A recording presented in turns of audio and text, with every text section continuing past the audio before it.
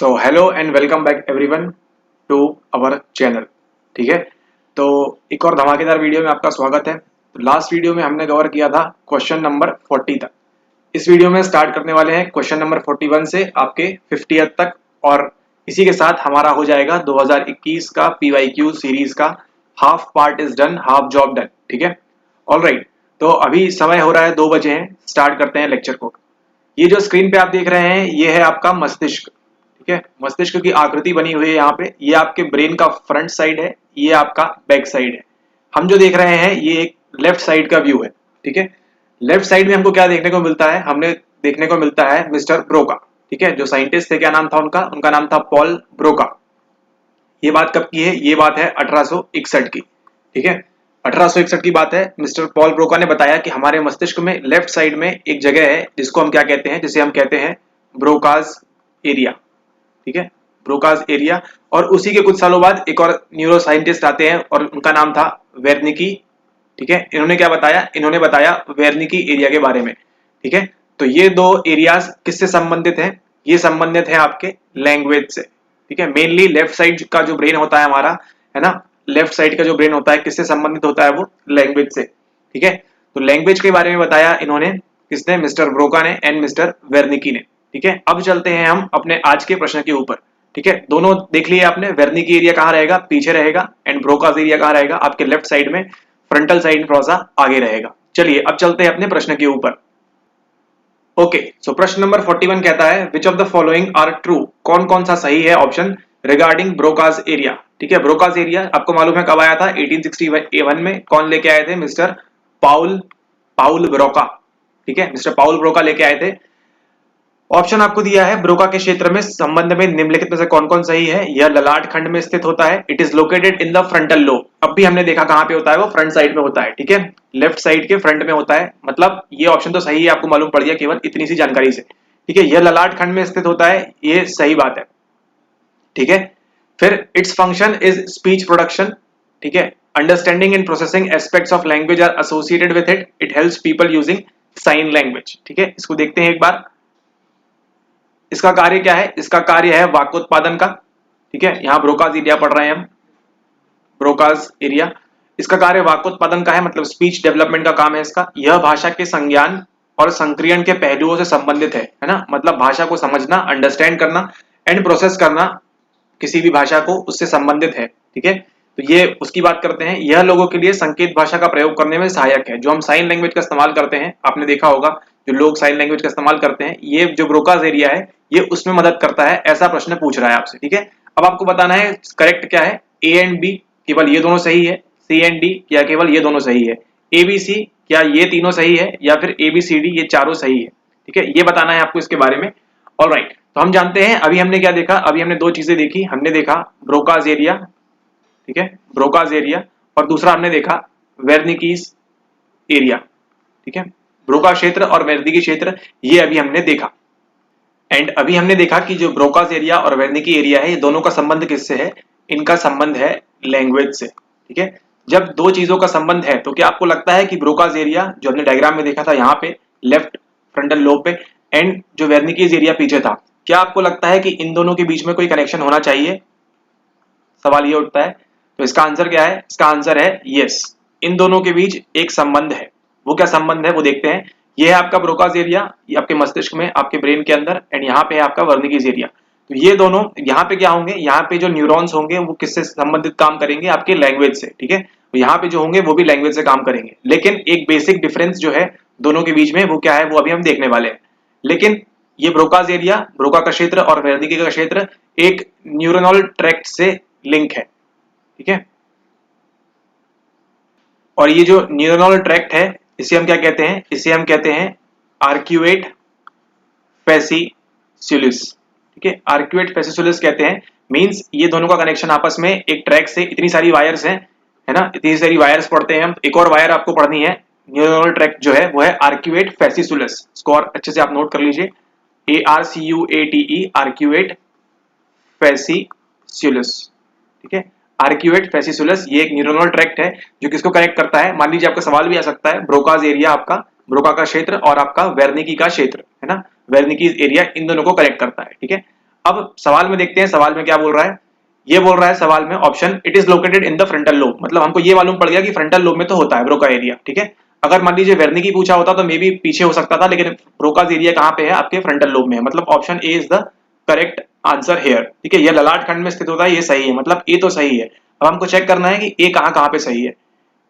ए आपका यहाँ पे सही है 1 में, 3 में एंड 4 में, मींस आपका जो आंसर है उसमें सी एंड डी तो कदापि नहीं होगा, है ना, सी एंड डी नहीं हो सकता, ठीक है। या तो ए बी होगा, ए बी सी होगा, या ए बी सी डी होगा, ठीक है। तो जैसे ही हमने सी एंड डी हटा दिया, ठीक है, तो हमको क्या समझ में आ रहा है। अब यहाँ पे देखिए कि डी ऑप्शन तो कहीं से नहीं हो सकता, क्योंकि यहाँ पे हमने डी एलिमिनेट किया, ठीक है। या तो A B C and D, ठीक है। तो डी भी ऑप्शन यहाँ पे नहीं होगा कि हम साइन लैंग्वेज का इस्तेमाल यहाँ से नहीं करते हैं, अपने ब्रोका एरिया से नहीं करते हैं, ठीक है। तो ऑप्शन नंबर डी भी आपका चला जाएगा। या तो आपके पास बचता है ए बी एंड आपके पास बचता है ए बी सी। अब इन दोनों में से करेक्ट आंसर क्या है उसको फाइंड आउट करते हैं। ब्रोकाज एरिया आपका फ्रंटल लोब में होता है, it functions is speech production, ये भी 100% सही बात है, ठीक है। आप जो स्पीक करते हैं, अच्छा एक और इंपॉर्टेंट बात ब्रोकाज एरिया की यहाँ पे ये है कि जो आपका सेंसरी मोटर होता है ना, सेंसरी मोटर जो आपकी स्किल्स हैं, आपके हैंड मूवमेंट वगैरह, वो भी थोड़ा बहुत आपके कहां से लिंक होता है, आपके ब्रोका एरिया से लिंक होता है, जो कहां पे होता है, आपके left side of the brain, ठीक है। इसका ध्यान रखें आप, जो आपके हैंड मूवमेंट्स वगैरह होते हैं उनका संबंध भी आपके ब्रोका एरिया से होता है, लेकिन मेनली किस पे फोकस करता है हमारा 1861 का आपका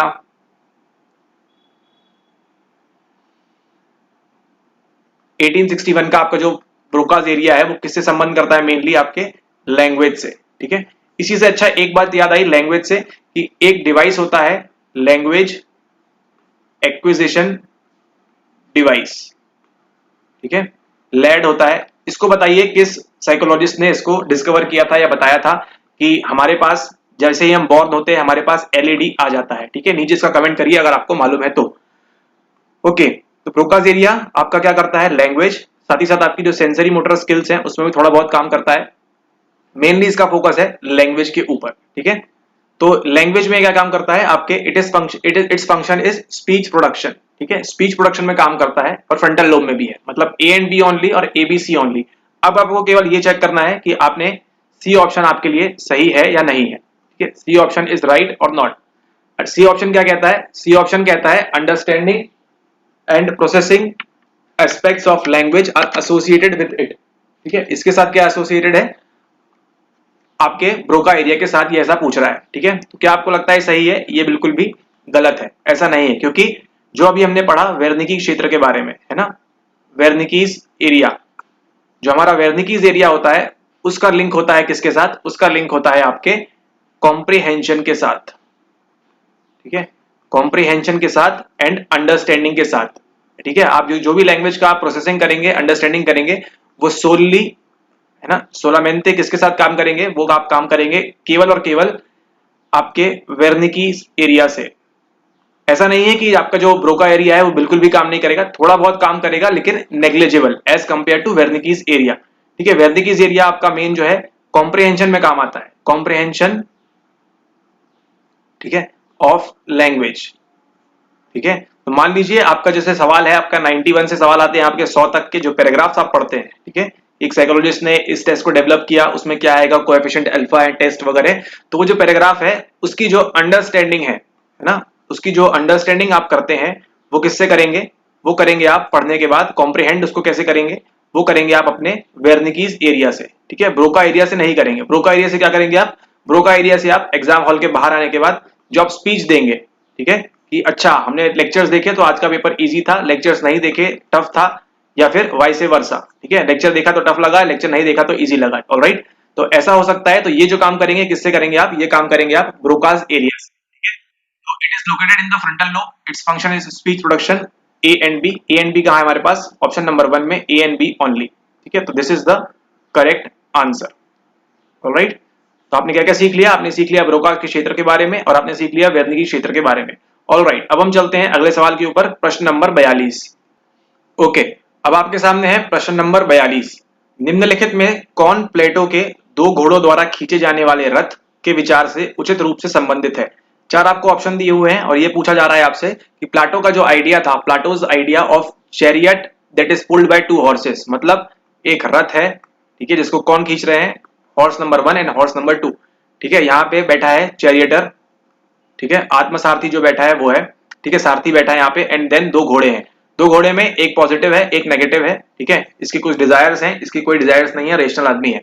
इस प्रकार की जो बातें हैं प्लाटोस के आइडिया में, ठीक है, प्लाटो से आइडिया एक निमोनिक याद आता है जिसे हम कहते हैं स्पा, ठीक है। जब भी हम ग्रीक फिलोसफी पढ़ेंगे हमको पढ़ना है मिस्टर सोक्रेट्स के बारे में, मिस्टर प्लाटो के बारे में एंड एरिस्टोटल के बारे में, ठीक है, एंड मोस्ट इंपॉर्टेंटली यूडाइमोनिया, ठीक है। ओके, तो यहां पूछ रहे हैं which of the following are correctly associated with Plato's idea of chariot, ठीक है, प्लाटो का आइडिया था उससे संबंधित कौन सा है वो बताना है। Option number A, desiring soul is the charioteer, इच्छा करने वाला जो है, इच्छा करने वाली क्या है, आत्मा सारथी है, जो इच्छा कर रही है वो क्या है आपकी, वो जो आत्मा है वो क्या है, सारथी है। दूसरा है rational soul is located in the head, तर्क जो है आत्मा मस्तिष्क में स्थित है, ठीक है, तर्क कहां स्थित है, आत्मा मस्तिष्क में। C, rational soul is govern by restraint and modesty, तर्क आत्मा को, है ना, तर्क आत्मा को क्या है, धैर्य और विनम्रता द्वारा प्रशासित किया जाता है, ठीक है। डी बोल रहा है spirited soul knows the honour, उत्साही आत्मा जो है स्पिरिटेड सोल को प्रतिष्ठा मान को जानती है, प्रतिष्ठा या फिर मान को, ठीक है, सम्मान की बात हो रही है यहाँ पे, ऑनर, ठीक है। तो इसमें करेक्ट आंसर क्या है, इसमें आपका करेक्ट इसमें आंसर है आपका ऑप्शन नंबर 3, ठीक है, यानी कि B and D. Rational soul जो है आपके हेड में लोकेटेड होगी, है ना, जो तर्क है, तर्क आत्मा मस्तिष्क में स्थित होगी, ठीक है, तर्क आप दिल से नहीं कर सकते, तर्क कहां चाहिए आपको, मस्तिष्क में चाहिए। And then spirited soul knows the honour, उत्साही आत्मा जो है उसको क्या है, प्रतिष्ठा मान को जानती है, समझती है कब उसका मान हो रहा है, कब सम्मान हो रहा है एंड ऑल दैट, ठीक है। तो ये समझने के लिए आपको एक पूरी होलिस्टिक अंडरस्टैंडिंग की जरूरत है जो चंद मिनटों में नहीं आ सकती, ठीक है, आपको पूरे सारे पढ़ना होगा, सोक्रेट्स के बारे में, प्लेटो के बारे में एंड देन एरिस्टोटल के बारे में, ठीक है, सुकरात, प्लाटो एंड अरस्तु के बारे में आपको पढ़ना होगा, डिटेलिंग में काफी सारी चीजें पढ़नी होगी उनके बारे में, उनकी फिलॉसफी के बारे में, ठीक है। तो उसके बाद आपको ये सवाल आसान लगेंगे, लेकिन ऐसे सवाल एक दो आते हैं तो आप इनको एग्जाम में, रियल एग्जाम में स्किप कर सकते हैं, बाकी जितना हमने कवर करा दिया है उसको भी देख के जाएंगे तो आपको डेफिनेटली हेल्प होगी। ऑलराइट, ओके, तो अब चलते हैं अगले सवाल की ओर, 43rd सवाल। ओके, नाउ 43rd सवाल बात करता है, अब थोड़े से सवाल क्या हो रहे हैं, बिग हो रहे हैं, बड़े इलेबरेटिव हो रहे हैं थोड़े से, है ना, तो थोड़ा सा मैनेज करिएगा, हो सकता है आपको स्क्रीन पे कम दिखे but we will try our best, है ना, ताकि आपको सारे चीजें प्रॉपर दिखे। थोड़ा सा रेजोल्यूशन बढ़ा लीजिए इसका, है ना, एंड देन स्टार्ट करते हैं। Ethological approach to motivation mainly explains, ठीक है, तो सबसे पहले आपको यह मालूम होना चाहिए व्हाट इज इथोलॉजिकल अप्रोच। उत्प्रेरण हेतु जैव वार्षिकी उपागम, है ना, जैव वार्षिकी, जैसे ही आपने हिंदी मीडियम वालों ने पढ़ा जैव, आपके दिमाग में क्लिक हो जाएगा कि ये यहाँ पे बायोलॉजी की बात हो रही है, ठीक है। मे बी आपको इथोलॉजी पढ़ के एकदम से बायोलॉजी याद ना आए, लेकिन फिर भी इथोलॉजी का मतलब ही होता है आपका कि ये बायोलॉजी का सब्जेक्ट है ना, रिलेटेड टू बायोलॉजी, ठीक है, मतलब biological approach to motivation mainly explains. अब इसको आप सब पढ़िए एंड देन आप इसको इजिली एलिमिनेट कर पाएंगे, है ना। मोटिवेशन हेतु जैव वार्षिकी उपागम मुख्यतया निम्न की व्याख्या करते हैं। बायोलॉजिकल एस्पेक्ट्स ऑफ बिहेवियर, ये तो ऑब्वियसली 100% होगा क्योंकि इसका मीनिंग ही क्या होता है इथोलॉजिकल अप्रोच का, कि बायोलॉजिकल एस्पेक्ट्स की बात हम करेंगे, राइट। तो ए सही होगा, ए सही होगा आपका, है ना, तो सी एंड डी कैंसिल हो गया एंड बी, क्योंकि यहाँ पे ए नहीं है तो ए कैंसिल हो गया, तो ए भी सही है, ए बी सी सही है, ठीक है।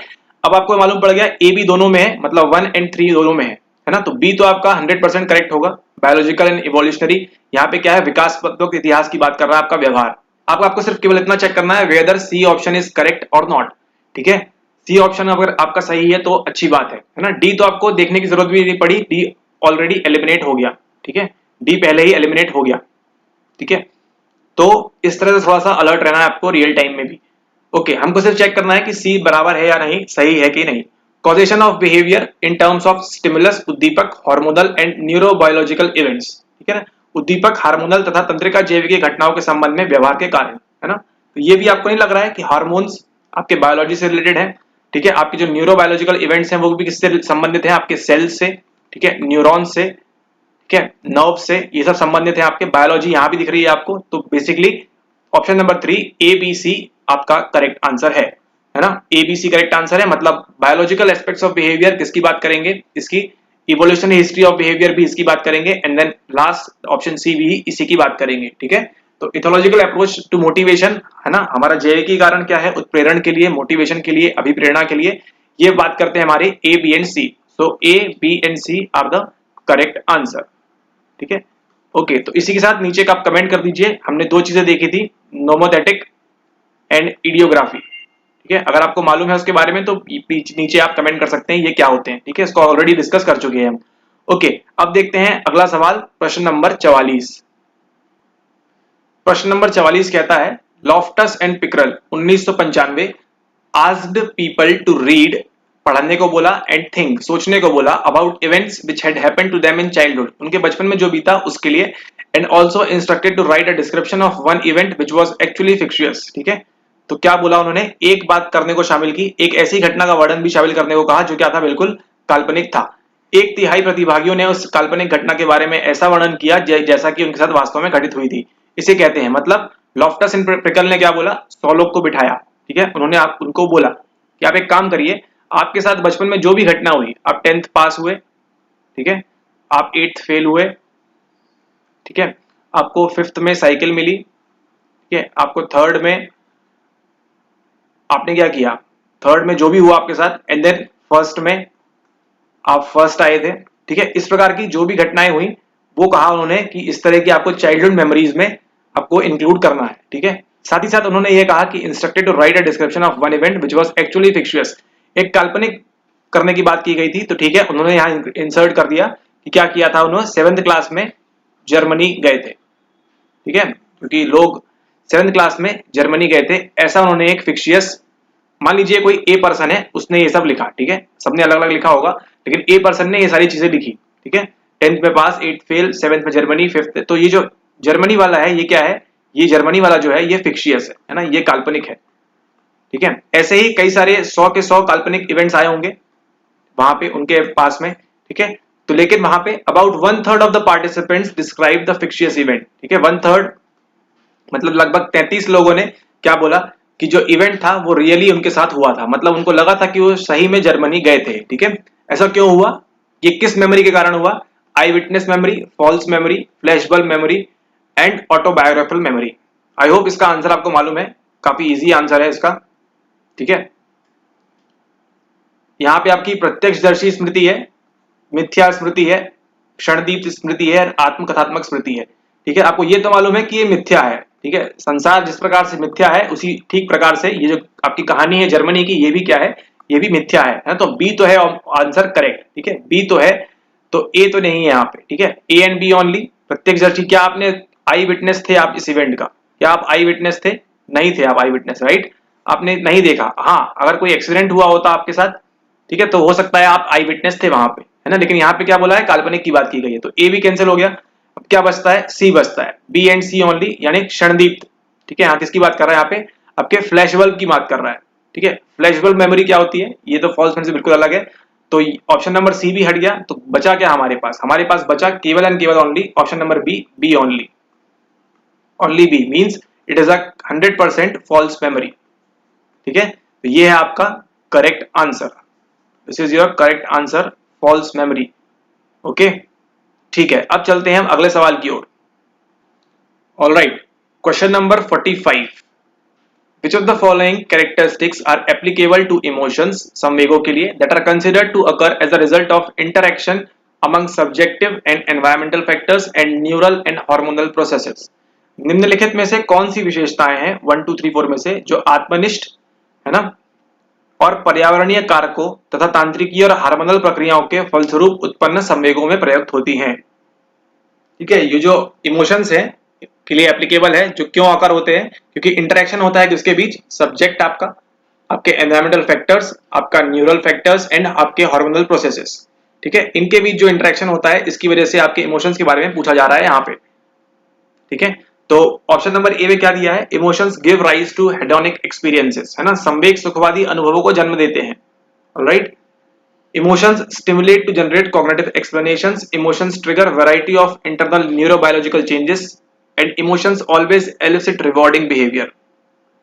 एक बार नीचे देख लेते हैं, संवेग जो है क्या करते हैं, संज्ञानात्मक स्पष्टीकरणों को उत्पन्न करने को प्रेरित करते हैं। संवेग अनेक प्रकार के, अच्छा ये सवाल तो हम ऑलरेडी कर चुके हैं, है ना। ओके, तंत्रिका जैविकी परिवर्तनों को उत्पन्न करते हैं। संवेग हमेशा पुरस्कारी व्यवहार को अभिप्रेरित करती है। ऑप्शन नंबर डी को पढ़िए फिर से ध्यान से, संवेग हमेशा पुरस्कारी व्यवहार को अभिप्रेरित करती है। Emotion, reward, motivation. ठीक है, थोड़ा सा कॉन्ट्राडिक्टरी है यहाँ पे, है ना। Emotions always elicit rewarding behaviour, ठीक है। ऑप्शन नंबर डी क्या है, डी आपका रॉन्ग है। इमोशन की वजह से क्या होगा, आपको अच्छी फीलिंग आएगी, संवेग सुखवादी अनुभवों को जन्म देते हैं, ठीक है। अगर आप इमोशंस में अच्छा फील कर रहे हैं आप, ठीक है, तो क्या होगा, आपको खुशी होगी, आप सुखवादी अनुभव करेंगे, है ना। आपका एक्सपीरियंसेस कैसे होंगे, हेडोनिक होंगे। हेडोनिक मतलब समझ में नहीं आएगा, थोड़ी सी फिलॉसफी पढ़िए, ठीक है, hedonism. Then emotions stimulate to generate cognitive explanations, ये भी सही बात है। आपके इमोशन में आपको अप्रेजल करना पड़ता है, क्यूज मिलते हैं एनवायरमेंट से, है ना। क्या बोल रहा है, subjective, environmental, neural and hormonal processes, इनके इंटरेक्शन से पूछ रहा है। Emotions trigger variety of internal neurobiological changes, बिल्कुल सही बात है, आपके पूरा ब्रेन आपका एक्टिव हो जाता है, ठीक है, न्यूरोबायोलॉजिकल चेंजेस होते हैं उसके अंतर्गत, है ना। और लेकिन ऑप्शन डी हमने नहीं पढ़ा इसके बारे में, ठीक है, तो option D is the wrong answer. So correct answer क्या है, option number 3, A, B and C, ना। Choose the most appropriate answer. और ऑलराइट, अब हम चलते हैं नेक्स्ट क्वेश्चन की ओर, प्रश्न नंबर 46। प्रश्न नंबर 46 में बोल रहा है, in the two group design, ये एक ग्रुप है, ये एक ग्रुप है, two group design with a continuous dependent variable, है ना। एक कंटिन्यूअस डिपेंडेंट वेरिएबल है, which of the following measures of effect size can be employed, ठीक है। निरंतर आपतित परिवर्तों वाले द्विसमूह अभिकल्प, है ना, द्विसमूह डिजाइन है। अभिकल्प कैसा है, टू ग्रुप डिजाइन है, द्विसमूह अभिकल्प में निम्नलिखित में से किस आकार माप का प्रयोग किया जाता है। Cohen d point biserial correlation, eta square, partial eta square, ठीक है। करेक्ट आंसर क्या है इसका, option number 3, A, B and C only. अब ये मत पूछेगा कैसे हो रहा है, क्योंकि इसको समझने के लिए आपको स्टैटिस्टिक्स, है ना, डिजाइन, रिसर्च मेथड्स, सारी चीजें लिंक करके पढ़ना है आपको, ठीक है। And it is time consuming, alright. और ये सवाल भी आपको, एक सवाल आता है, इसको आप स्किप कर सकते हैं, बाकी में ध्यान लगा सकते हैं अगर आपको ये टॉपिक नहीं आता है तो, ऑलराइट। आपको सही आंसर बता दिया है कि क्या है। अभी देखिए यहाँ पे अगर इंफॉर्मेशन देते हैं तो क्या होगी, वो इंफॉर्मेशन हाफ्ड होगी, है ना, आधी अधूरी इंफॉर्मेशन देंगे तो आप, अगर मान लीजिए इसी से संबंधित कोई सवाल आता है तो उसमें क्या हो सकते हैं, आप कंफ्यूज हो सकते हैं, है ना। इसलिए ध्यान रखें इसको, क्योंकि option A, option B point biserial correlation, eta square, A B C सही है जब भी टू ग्रुप का डिजाइन होगा with a continuous dependent variable, ठीक है। हमको क्या मेजर करना है, इफेक्ट साइज मेजर करना है इसके लिए, ऑलराइट। तो option number 3, A, B and C is the correct answer. अब चलते हैं अगले सवाल की ओर, प्रश्न नंबर 47। ओके, एक और इंटरेस्टिंग सा सवाल, which of the following are considered as projective test of personality, है ना, व्यक्तित्व आपकी पर्सनैलिटी के प्रोजेक्टिव टेस्ट कौन कौन से हैं, ठीक है। 1921 में कौन सा आया था, याद है आपको, ओके।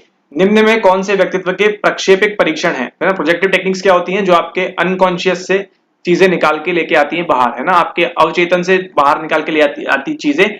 और इसकी रूट्स कहां से देखने को मिलती है, हमको साइको एनालिसिस से देखने को मिलती है, ठीक है। जहां पे अनकॉन्शियस माइंड की बात होती है, वहां से इसको मनोविश्लेषण से हमको देखने को मिलता है, ठीक है। यहाँ पे पूछ रहा है, which of the following are considered as projective test of personality, कौन कौन से इसमें जो टेस्ट हैं वो प्रोजेक्टिव हैं।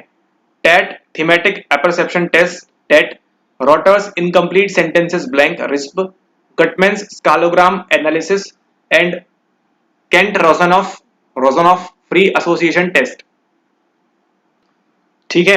तो यहां पे थीमेटिक अपरसेप्शन टेस्ट, आप समझ गए प्रश्न क्या है, TET, thematic apperception test, rotor का अधूरे वाक्य परीक्षण, गटमैन्स स्केलोग्राम एनालिसिस एंड केंट रोजनॉफ मुक्त साहचर्य परीक्षण, ठीक है। आपको नाम पढ़ के अगर कुछ समझ में आ रहा होगा तो टेट तो है, ये आप सभी को मालूम है, प्रक्षेपिक परीक्षण, यानी कि एक प्रोजेक्टिव टेस्ट तो है, ये आपको मालूम है, राइट।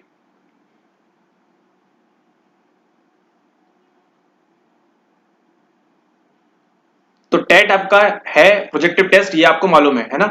तो option A is the correct answer, A सब में है, मतलब अभी भी हम आंसर तक नहीं पहुंचे हैं, ठीक है। 1 2 3 4 कुछ भी हो सकता है।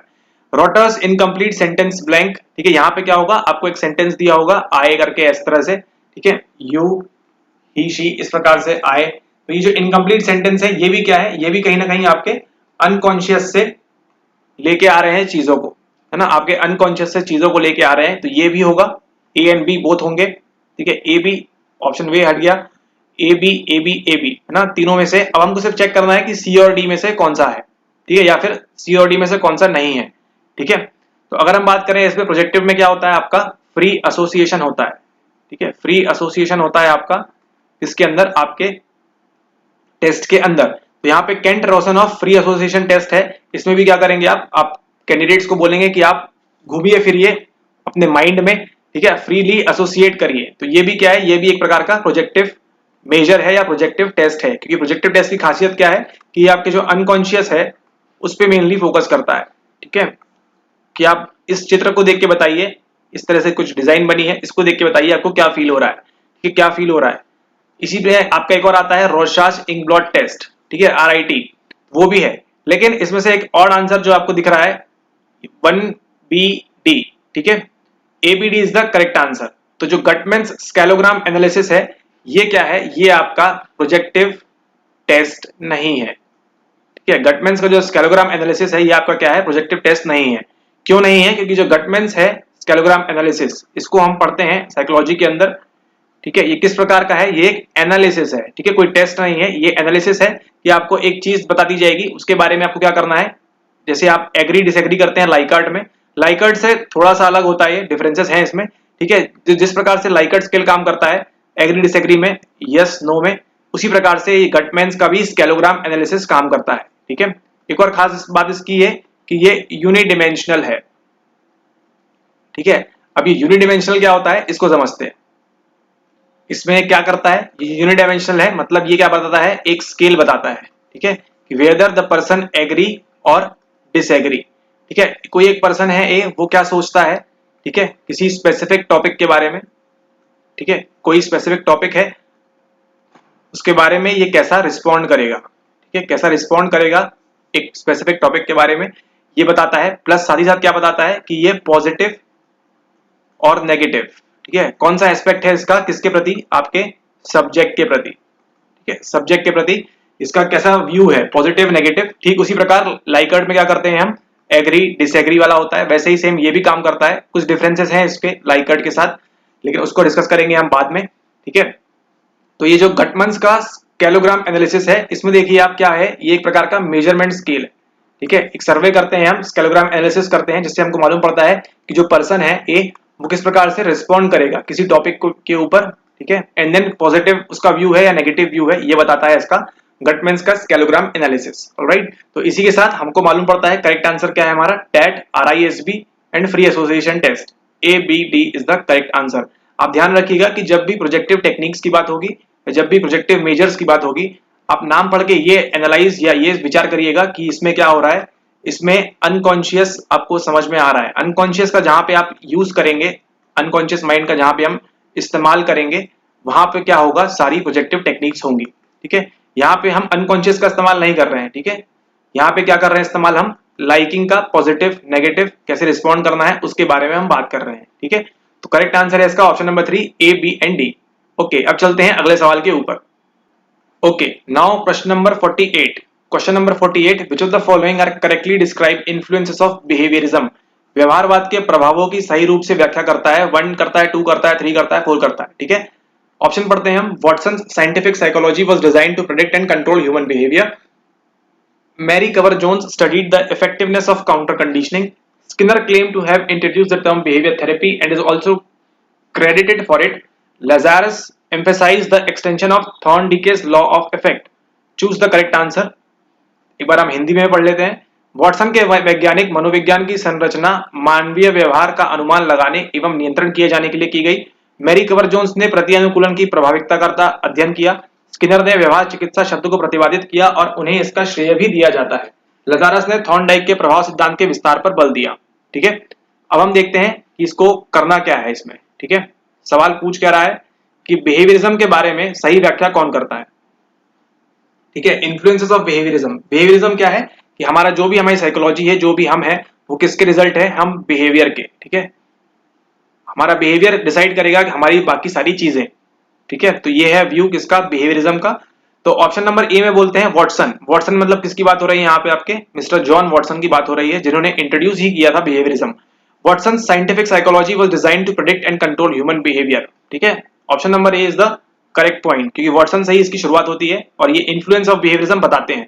ठीक है, option number A is the correct. तो सी एंड डी हट गया आपका, एंड बी एंड सी हट गया। ठीक है, अब क्या बचता है आपके पास, या तो ए एंड डी करेक्ट है एंड या तो ए एंड बी करेक्ट है। ठीक है, मतलब यहां से आपको ये भी समझ में आ गया कि आपका जो सी ऑप्शन है ये भी क्या है, सी ऑप्शन भी आपका गलत है। राइट, सी ऑप्शन आपका गलत है। आपको केवल ये फाइंड आउट करना है कि बी सही है या डी सही है। ठीक है, क्योंकि अगर आपने सिर्फ इतना सा एलिमिनेट कर लिया स्मार्टली तो। ऑल राइट, अब देखते हैं अगला। Mary Cover Jones studied the effectiveness of counter conditioning. ठीक है, हो सकता है एग्जाम हॉल में आपको ये नाम मैरी कवर जोन्स आपको याद ना आए, लेकिन हो सकता है उसमें आपको मैरी जेन याद आ जाए, स्पाइडरमैन वाली। ओके, तो इसको अभी हम छोड़ते हैं, बी को छोड़ते हैं, हम देखते हैं डी को। डी में आपसे पूछ रहा है यहाँ पे, डी में आपसे पूछ रहा है लजारस। लजारस किसकी बात हो रही है यहाँ पे? लजारस, अगर आपने हमारे इमोशंस के वीडियो देखे हैं तो आपको समझ में आ रहा है लजारस किसकी बात हो रही है, मिस्टर एल लजारस। और इन्होंने कौन सी थ्योरी बताई थी? Please comment down below. Lazarus emphasise the extension of Thorndike's law of effect. ठीक है, थॉर्नडाइके's लॉ ऑफ इफेक्ट, ये क्या होता है? Law of effect. ठीक है, अगर आपको इतना भी मालूम है कि थॉर्नडाइके ने किस पे काम किया था, आपके बिहेवियर के रूप में काम किया था, बिहेवियर के लिए काम किया था, तो Thorndike's law of effect and Lazarus ये कहां काम कर रहे हैं? ये इमोशन पे काम कर रहे हैं। ठीक है, तो कॉन्ट्राडिक्टरी यहीं से स्टार्ट हो गई। आंसर तक अगर आप थोड़े से भी समझदार है तो पहुंच चुके होंगे, नहीं पहुंचे तो अभी पहुंचते हैं। थॉर्नडाइके's लॉ ऑफ इफेक्ट क्या होता है कि जैसे ही आपको प्लेजेंट है ना, पॉजिटिव आउटकम मिलता है आपके बिहेवियर के लिए, तो आप क्या करेंगे? अगेन उस बिहेवियर को करेंगे। ठीक है, एंड अगर आपको उससे नेगेटिव आउटकम मिलता है तो क्या करेंगे? आप वो जो बिहेवियर था उसको तुरंत स्टॉप कर देंगे। ठीक है, यही है थॉर्नडाइके's लॉ ऑफ इफेक्ट। इसको हम एग्जाम्पल से समझते हैं इसको हम। ठीक है, मान लीजिए आप क्या कर रहे हैं, आप देख रहे हैं कोई वीडियो। ठीक है, आपने कोई वीडियो देखी, मान लीजिए आपने इसी वीडियो पे क्लिक किया था, आपने वीडियो देखी। अब देखिए थॉर्नडाइके ने लॉ ऑफ इफेक्ट किस प्रकार से बताया था। आपने ये वीडियो देखी, इसमें से क्या हुआ? ये वीडियो देखने के बाद आपको नॉलेज की प्राप्ति हुई। ठीक है ना, आपको अच्छा लगा, आपको नई चीजें मालूम पड़ी, आपको जो आज तक नहीं मालूम था वो मालूम पड़ा। ठीक है, और आप खुश होते हैं कि आपने ये चैनल को फाइंड आउट किया। ठीक है, तो ये क्या था? ये वीडियो देखने के बाद आप एज अ पर्सन एक्स, आपको क्या हुआ? आपको मिला प्लेजेंट आउटकम। आपका जो बिहेवियर था उस थंबनेल पे क्लिक करने का, ठीक है, या उस नोटिफिकेशन पे क्लिक करने का जो आपका बिहेवियर था, राइट, तो वो जो बिहेवियर था उससे क्या मिला? आपको एक पॉजिटिव आउटकम मिला, है ना, प्लेजेंट आउटकम मिला। ये वीडियो अच्छा है, इसको लाइक कर देना चाहिए। ठीक है, ऑलराइट, जस्ट जोकिंग। तो प्लेजेंट आउटकम मिला। अब क्या होगा? नेक्स्ट टाइम जैसे ही आपको हमारा थंबनेल या फिर नोटिफिकेशन या फिर कुछ भी अपडेट आएगी तो क्या करेंगे? आप तुरंत उस पर क्लिक करेंगे। और फिर क्यों क्लिक करेंगे? क्योंकि आपको मालूम है लास्ट टाइम आपने क्लिक किया था तो क्या मिला था? आपको प्लेजेंट आउटकम मिला था, आपके एग्जाम में ये हेल्पफुल था। ठीक है, अगली बार फिर से आएगा तो अगेन आपका बिहेवियर क्या करेगा? उस पर क्लिक करेगा, देन अगेन आपको बेनिफिट होगा, अगेन आप क्लिक करेंगे। ठीक है, इसी प्रकार से क्या करेंगे? आप क्लिक करते जाएंगे। छोटा सा एग्जांपल, जब हमने 2021 की सीरीज स्टार्ट की, जब पहली वीडियो लॉन्च हुई, ठीक है, उसके बाद क्या मिला? आपको प्लेजेंट आउटकम मिला। ठीक है, देन अब जैसे ही हमारी सेकंड वीडियो आती है तो आप क्या करते हैं? अगेन उस पर क्लिक करते हैं, अगेन प्लेजेंट आउटकम मिलता है, अगेन थर्ड पे। ठीक है, तो ये सर्कल चलता जा रहा है। तो ये क्या हो रहा है? आपके बिहेवियर में चेंजेस, है ना, आपके बिहेवियर में चेंज हो रहा है। ठीक है, तो ये बात कौन कर रहे थे? मिस्टर थॉर्नडाइके's लॉ ऑफ इफेक्ट इसकी बात करता है। ठीक है, लेकिन मान लीजिए कि वो पहली वीडियो देखने के बाद आपको प्लेजेंट आउटकम नहीं मिला होता। ठीक है, आपको आउटकम नहीं मिला होता, आपको बोर लगा होता। जैसे कुछ लोग करते हैं, वीडियो में थंबनेल में कुछ और लगा देते हैं कि एग्जाम डेट आ गई है। ठीक है, एंड देन वो वीडियो क्लिक करने के बाद जब पहुंचते हैं तो आपको क्या मिलता है? आपको नेगेटिव आउटकम मिलता है। ठीक है, आपके साथ तो 100% हुआ होगा ये, क्योंकि नेट के एग्जाम की डेट आई नहीं है अभी। ऑलराइट, तो क्या मिलता है? आपको नेगेटिव आउटकम मिलता है। वो पुरानी ही वीडियो को, पुरानी ही इंफॉर्मेशन को क्या करते हैं? प्रोसेस करते रहते हैं बेफजूल का, अपना समय और दूसरों का समय खराब करते हैं। ठीक है, तो नेगेटिव आउटकम मिला, तो क्या आपको लगता है कि आप दोबारा उस वीडियो पे, उस थंबनेल पे, उस चैनल पे जाएंगे? नहीं जाएंगे। तो यही बात 1912 के आसपास मिस्टर थॉर्नडाइके's लॉ ऑफ इफेक्ट इन्होंने कर दी थी।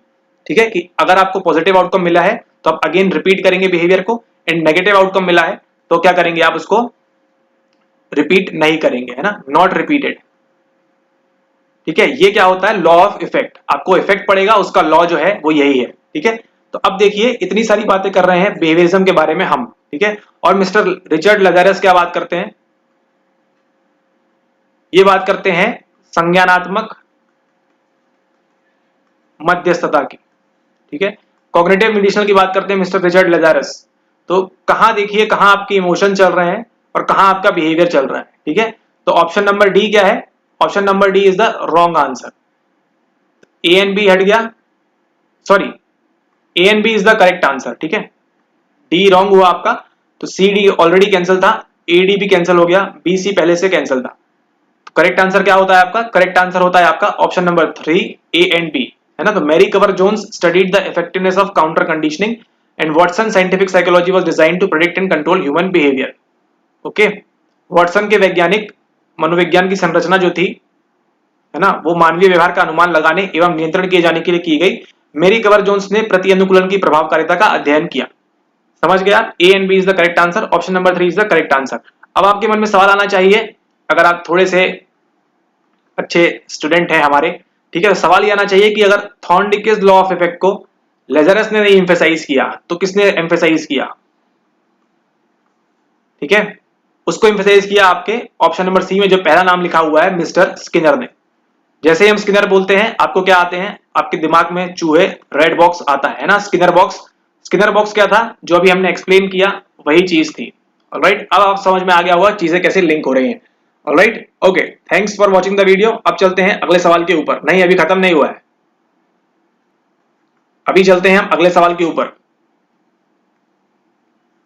ऑलराइट, अभी है आपका अगला सवाल, प्रश्न number 49। Inter scorer reliability is relevant. Reliability क्या होती है? इज रिलेवेंट इन, है ना। इंटर स्कोरर मतलब scorer A and scorer B, ठीक है, इन दोनों के बीच reliability is relevant. Inter scorer reliability की बात हो रही है, मतलब एक लेबोरेटरी में बैठ के क्या कर रहे हैं, स्कोरर ए है और स्कोरर बी है, इन दोनों के बीच रिलायबिलिटी की बात हो रही है। कोई रिजल्ट है, यहाँ पे उसको ऑब्जर्व कर रहे हैं, ठीक है, तो किसकी बात कर रहे हैं? इंटर स्कोरर रिलायबिलिटी यही होती है। इसको डिस्कस करेंगे हम डिटेल में बाद में। अभी के लिए समझिए, projective test of personality, achievement test with short answers, achievement test with ऐसे type questions and self report personality inventories. मतलब ये ऐसा पूछना चाह रहे हैं आपसे कि कोई एक ऐसा टेस्ट बताइए, ठीक है, जिसमें इंटर स्कोरर रिलायबिलिटी जो है रिलेवेंट रहेगी, ठीक है। और नंबर डी में क्या दिया है? Self report personality inventories. तो अगर आप थोड़े बहुत भी पढ़ाई किए होंगे, आपको समझ में आ रहा होगा कि इसका आंसर क्या है। यहाँ से पूछ रहे हैं व्यक्तित्व के प्रक्षेपिक परीक्षण, प्रोजेक्टिव टेक्निक्स, लघु उत्तरों वाले लब्धि परीक्षण, निबंध प्रकार के प्रश्नों वाले लब्धि परीक्षण एंड आत्मसूचित व्यक्तित्व प्रश्नावली, ठीक है। तो ये किस में वैलिड रहेगी, रिलेवेंट रहेगी? इसके आपके प्रोजेक्टिव टेस्ट में रहेगी। अब प्रोजेक्टिव टेस्ट के जो, मान लीजिए एक प्रोजेक्टिव टेस्ट हुआ, ठीक है, उसके जो आउटकम थे वहां रिजल्ट लिखा हुआ है, ठीक है। तो अब यहां से जो ऑब्जर्व कर रहे हैं, ठीक है, जो प्रोजेक्टिव टेक्निक्स के दौरान जो बीच में चीजें होंगी, दोनों सेम चीजें ऑब्जर्व करेंगे, ठीक है। तो इससे क्या होगा? रिलायबल रहेगा, जो रिजल्ट आएगा, जो आउटकम रहेगा वो क्या रहेगा? रिलायबल रहेगा, है ना। तो प्रोजेक्टिव में रहेगा, अचीवमेंट टेस्ट में भी सेम चीज होगी, सी में भी सेम चीज होगी, चाहे वो शॉर्ट आंसर हो चाहे ऐसे टाइप क्वेश्चन हो। टेस्ट तो अचीवमेंट ही है, ठीक है, प्रोजेक्टिव एंड अचीवमेंट में होगा। लेकिन जैसे ही बात आती है यहाँ पे सेल्फ रिपोर्ट पर्सनैलिटी इन्वेंटरीज की, ठीक है। अब क्या कर रहा है, जो पर्सन है ए नहीं, मतलब पर्सन जो एक्स है, ठीक है, ए और बी, तो उसको ऑब्जर्व कर रहे हैं, ठीक है। तो ये क्या हो रहा है, अब यहाँ सेल्फ रिपोर्ट पर्सनैलिटी इन्वेंटरीज, अब यहाँ पे वो खुद बता रहा है अपनी तरफ से कि हमने क्या क्या किया, ठीक है, सेल्फ रिपोर्ट हो रहा है यहाँ पे। तो इसमें क्या होगा? नहीं, यहाँ पे ए एंड बी ही सेल्फ रिपोर्ट इन्वेंटरीज कर रहे हैं। ऑलराइट, ए एंड बी ही सेल्फ रिपोर्ट इन्वेंटरीज कर रहे हैं। तो अब बनी बात है, सेल्फ रिपोर्ट क्या होता है? जैसे ही हमारा इंट्रोस्पेक्शन की बात होती है ना, इंट्रोस्पेक्शन में क्या होता है, हम खुद ही बताते हैं अपने बारे में, ठीक है, कि हमारा मकान ताजमहल से भी अच्छा है, ठीक है। इंट्रोस्पेक्शन ये चीज होती है। तो अगर ए भी वो चीज कर रहा है, बी भी चीज कर रहा है, तो इसमें क्या होगा? रिलायबिलिटी कहीं ना कहीं क्या होगी? गिर जाएगी, ठीक है, क्योंकि क्या हो रहा है, अब सेल्फ रिपोर्ट इन्वेंटरीज की बात हो रही है, ठीक है। क्वेश्चन नंबर 49 का तो करेक्ट आंसर क्या होगा? A B and C. Third number is the correct answer, A B and C. Alright, okay, अब चलते हैं हम आज के प्रश्न नंबर 50th के ऊपर और इसका आंसर देंगे आप। ओके, प्रश्न नंबर 50 पे पूछ रहा है which of the following tactics for gaining compliance are based on reciprocity, ठीक है। रेसिप्रोसिटी के ऊपर कौन सा कंप्लायंस गेन कर सकते हैं हम? अनुपालन लाभ के लिए निम्नलिखित में से कौन सी युक्तियां पारस्परिकता पर आधारित हैं, ठीक है, ये आपसे पूछ रहा है। ऑप्शन है the door in the face technique, that's not all approach, playing hard to get, foot in the door technique. तो इसका आंसर करिए आप नीचे कमेंट में, ठीक है। कई टाइप की होती है, रेसिप्रोसिटी पे बेस होती है, लाइकिंग पे बेस होती है, ठीक है, और भी कई चीजों पे बेस होती है। तो अभी आपसे सवाल क्या पूछा है? रेसिप्रोसिटी पूछा है, ठीक है, मेन। तो door in the face, that's not all, playing hard to get, foot in the door technique कौन सी है? नीचे आप इसको कमेंट करके बताइए। आपको एक हिंट कर देते हैं कि ए तो है इसमें, ठीक है, ए है। ऑलराइट, तो अब इसी के साथ हमारे 50 सवाल समाप्त होते हैं। पार्ट 5 इज कंप्लीटेड, ठीक है, पार्ट 5 कंप्लीट कर लिया है हमने। अब बचे हैं हमारे 51 से लेके 100 क्वेश्चन, इसको भी करेंगे कवर हम जल्दी से जल्द, ठीक है। ओके, तो keep studying, please watch and study, पढ़ाई करते रहिए। एग्जाम जब भी होना होगा तब होगा, but you have to study, ठीक है, क्योंकि जैसे ही आपको अपना बिहेवियर कंटिन्यूअस रखना है, ठीक है, बिहेवियर क्या रखना है आपको, अपना कंटिन्यूअस रखना है एंड स्टडी करते जाना है। ऑलराइट, ओके, बाकी की फिलॉसफी पढ़ेंगे हम बाद में हमारे साथ। ऑलराइट, डोंट वरी, फिलॉसफी को, दर्शन को हम पक्का करेंगे। ओके, मिलते हैं आपसे नेक्स्ट वीडियो में। Thanks for watching, take care, and इसका आंसर करिए नीचे। Thank you.